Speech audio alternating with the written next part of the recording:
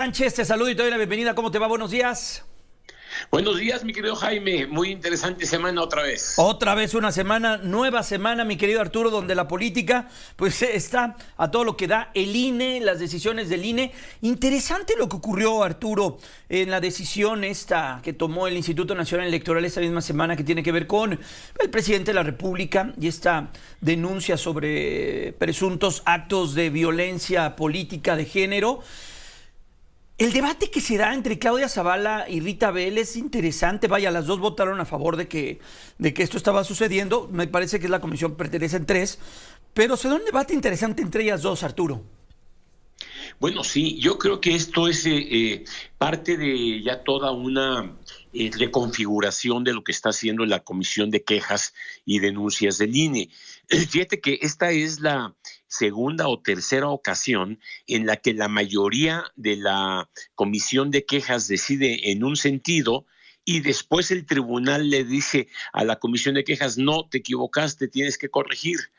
Y son dos temas muy importantes. El primero fue cuando la Comisión de Quejas dijo que, bueno, pues lo que los comentarios del presidente no eran una influencia en el proceso electoral y que eran parte de su libertad de expresión, etcétera, etcétera. Pero el tribunal, cuando recibió el caso, dijo: no, el presidente sí está incidiendo, sí está emitiendo opiniones que violentan la norma, así que le pedimos a la Comisión de Quejas que corrija. Y corrigieron, y fue la primera vez, la segunda o tercera vez que la Comisión de Quejas le dice al presidente que por favor guarde silencio en materia electoral, que no es el tema, que es como funcionario público no debe intervenir. Esta ocasión que tú mencionas, semana que termina, la situación fue distinta porque lo que se quejaba era que el presidente había incurrido en violencia política de género en contra de Xóchitl Gálvez. Y la Comisión de Quejas dijo que no. Y en consecuencia, bueno, pues se fueron al tribunal otra vez y el tribunal le dice a la Comisión de Quejas: sí, aquí hay un caso importante y lo que dijo y hizo el presidente puede estar generando una situación de violencia política de género, y la comisión tuvo que corregir y pedirle al presidente que bajara de sus redes y bajara de su información todo tipo de comentarios en este sentido, y que además se dejara de referir a temas electorales. Y el debate que se da en la Comisión de Quejas es muy interesante porque, bueno, de alguna manera Claudia Zavala ya había advertido, ya había argumentado en esa dirección, como lo dice el tribunal, pero lo que resulta interesante es todos esos puntos en donde sí se da una necesaria equilibrio entre lo que es la libertad de expresión que deben tener los medios, los funcionarios públicos, y lo que es incurrir en violencia política de género. Es muy interesante porque, bueno, Rita Zavala es conocida como una defensora de estos derechos y sorprendió que la vez pasada se haya pronunciado en contra. En esta ocasión votaron los tres miembros de la comisión en el mismo sentido, pero en el debate se establece un poco que hay que tener cuidado entre los límites de lo que es violencia política de género y hasta dónde puede llegar la comisión de quejas y denuncias del Instituto Nacional Electoral. Eso es muy importante porque, bueno, otra vez se pone sobre la mesa el problema de la equidad en la contienda electoral, el respeto a la ley por parte de los funcionarios públicos, en este caso del presidente de la República, y sobre todo para evitar, Jaime, que esto se reproduzca, porque, a ver, si lo dice el presidente de la República y no pasa nada, pues otros funcionarios empezarán a decir lo mismo, gobernadores, secretarios de Estado y demás, y eso es lo que hay que frenar, es lo que el Tribunal Electoral dice se debe frenar de inmediato, porque sí se está generando un ambiente de mucha tensión en torno a todo lo electoral, sobre todo porque ya estamos llegando a épocas interesantes. El proceso electoral empieza la primera Estamos a un mes de que esto ocurra y es importante para el INE y para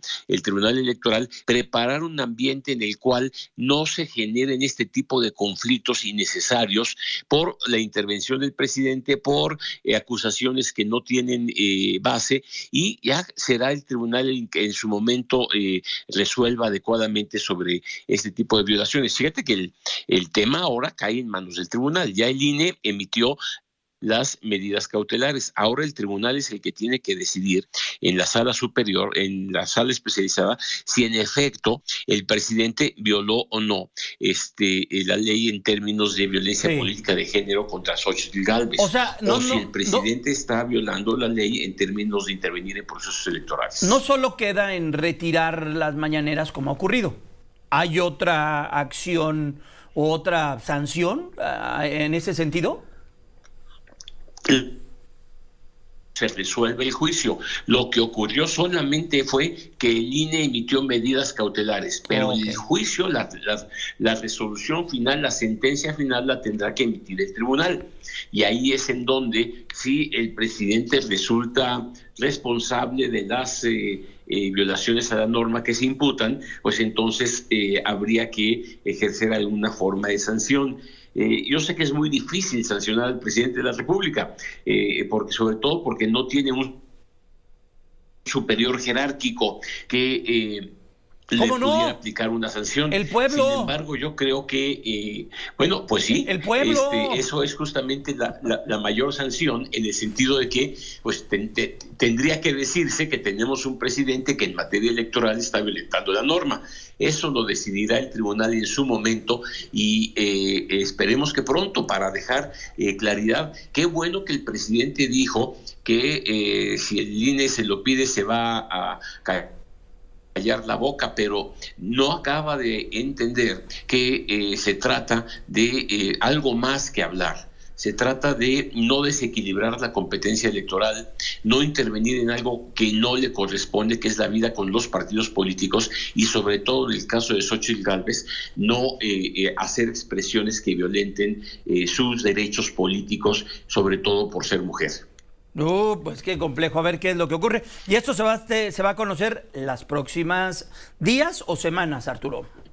Sí, en cuanto el tribunal termine de hacer el análisis de los casos, ya se pronunció sobre las medidas cautelares, habrá que esperar al respecto. Pero por lo demás, Jaime, viene una semana muy interesante. Creo que Morena se da cuenta claramente de que está a menos de un mes de que termine sus ejercicios de giras y de asambleas informativas. Y por otro lado, el Frente Amplio por México va a vivir una semana muy interesante. El próximo martes sabremos cuántos de los 12 aspirantes lograron recopilar las 150,000 firmas. Eso se anunciará el miércoles, y el jueves rápidamente será el primer foro en el cual los que hayan pasado las 150,000 firmas nos comentarán sus visiones de México, diagnóstico y su mirada al futuro. Y eso es lo que viene para la semana que entra en el caso del foro del Frente, y en el caso de Morena pues siguen las visitas de los aspirantes en toda la República. En ese sentido, Arturo, rápidamente, si de los 12 pasan 8, ¿esos 8 van a tener ese ejercicio? Lo conoceremos el miércoles. ¿El jueves habrá ese evento con esas 8 personas, esos 8 perfiles? Así es, si pasan 5, si pasan 6, el foro se rediseñará para el número de personas adecuadas que hayan obtenido el número de firmas necesarias. ¿Y va a ser solamente un foro, no va a ser un debate? Va a ser un foro. Recordemos que siguen vigentes las prohibiciones del INE. O sea, no se pueden hacer ofertas de campaña, no se puede hacer una plataforma electoral, no se pueden hacer promesas para cuando yo sea presidente, no se puede decir que no se puede llamar a la ciudadanía a votar. Se trata de compartir qué piensan los aspirantes sobre la problemática que vive el país, cuáles son los principales problemas, cuál es su diagnóstico y qué piensan hacia el futuro. Pues Arturo, gracias, te dejamos y te deseamos un extraordinario fin de semana, un extraordinario domingo. Cuídate mucho. Gracias, mi querido Jaime, saludos. Hasta pronto. Es Arturo Sánchez, ya lo conoce usted, él es profesor de Transformación Pública del TEC de Monterrey. Pues sí, están estos dos ejercicios, lo que sucede en Morena, Partido Verde y PT, y lo que sucede en el Frente Amplio, PAN, PRI y PRD.